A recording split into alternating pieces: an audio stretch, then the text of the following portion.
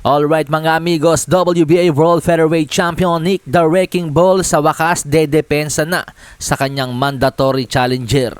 Ayon sa report ng The Ring Magazine, sa ika-7 ng Pebrero sa susunod na taon, idedepensa ni Ball ang kanyang WBA title laban sa dati ring world champion na si Brandon the Heartbreaker Figueroa. May kartadang 26 wins, 2 losses, 1 draw with 19 knockouts. At alam ko marami rin Pinoy na pamilyar dito kay Figueroa dahil dati na po ito nakakalaban ni Mark Magsayo at natalo nga po ang ating pambato dyan via unanimous decision. Tinalo rin ni Figueroa dati via knockout si Luis Pantera Neri. At ang tanging dalawang talo lang nito ni Figueroa ay laban kay Stephen Fulton.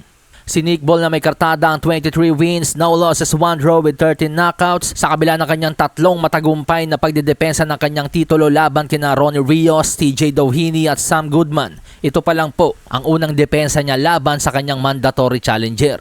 Puro voluntary title defense po yung kanyang huling tatlong depensa. Stylistically mga amigos, magandang laban po ito dahil parehong pasugod ng estilo ng dalawang boksingero. Kaya't asahan na hindi ito magiging Tom and Jerry. Samantala sa iba pang balita, ang boksingerong matagal nang naghihintay kay The Monster na Naoya Inoue na umakyat sa featherweight, ang undefeated na si Bruce Shushu Carrington. May kartadang 16-0 with 9 knockouts. Sa wakas ay mapapalaban na po sa world title fight. Kinumpirma na po ng boxing scene na makakalaban po ni Carrington si Carlos Castro.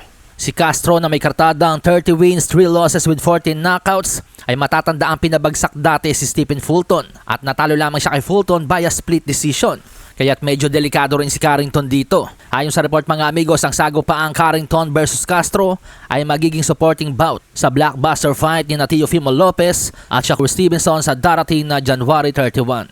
Sa kabilang banda, matapos pong talunin ni O'Shaquie Foster si Stephen Fulton via unanimous decision noong linggo. Kasabay nga po niyang napanalunan dyan ang WBC Lightweight Interim title at pagiging next in line sa WBC title ni Shakur Stevenson. Pero binigyan lamang po ng maiksing panahon ng WBC si Foster para mag-decide kung kakampanya ba siya sa junior lightweight o sa lightweight. At dahil interim title nga lamang po ang magiging hawak ni Foster sa lightweight, samantalang world title ang kanyang hawak sa junior lightweight, napagpasyahan po ni Foster na manatili na lamang sa 130-pound division. Posibleng asintahin ni Foster ang magwawagi kina Hayaro Tsusumi at Jasa Dickens para sa WBA World Junior Lightweight Championship para maging ganap na unified champion. At pagkatapos ay isunod ang magwawagi sa unification ni na Emmanuel Baquero Navarrete at Eduardo Sugar Nunez sa February 28 kung gusto naman po ni Foster na maging ganap na undisputed champion. Marahil batid ni Foster na mas madali niyang maisa sa katuparan ng pagiging undisputed dito sa 130-pound division kumpara sa 135.